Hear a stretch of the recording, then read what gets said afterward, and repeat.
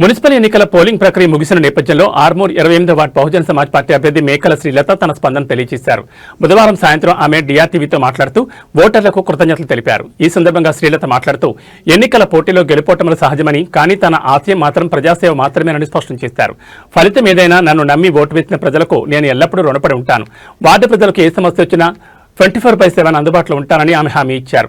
విజయం సాధించినా సాధించకపోయినా ప్రజల పక్షాన్ని నిలబడి వారి సమస్యల పరిష్కారం కోసం పోరాడతానని ధీమా వ్యక్తం చేశారు.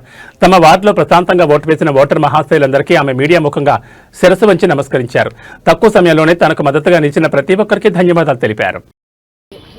28వ వార్డు కౌన్సిలర్ ఎన్నికల సందర్భంగా జరిగినటువంటి పోలింగ్ విజయవంతంగా ముగించబడింది.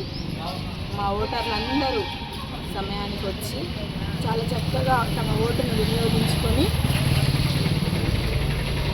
చాలా బాగా ఓటు వేసినారు. మరి తప్పకుండా బీఎస్పీ పార్టీ నుంచి నేను పోటీ చేసిన గెలుస్తాననే నమ్మకం నాకుంది. మా ఓటర్లందరూ నన్ను ఆదరించి గెలిపిస్తారనే నమ్మకం నాకుంది.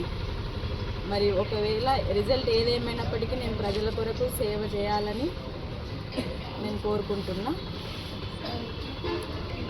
ఓటేసిన వాళ్ళందరికీ నా వందనాలు. నేను అధికారంలో ఉన్నా లేకున్నా ప్రజల కోసం సేవ చేయటం ముందుకు వచ్చిన కాబట్టి ఖచ్చితంగా వారికి సేవ చేయాలని కోరుకుంటున్నా. మీడియా ముందు నేను కోరుకుంటున్నాను.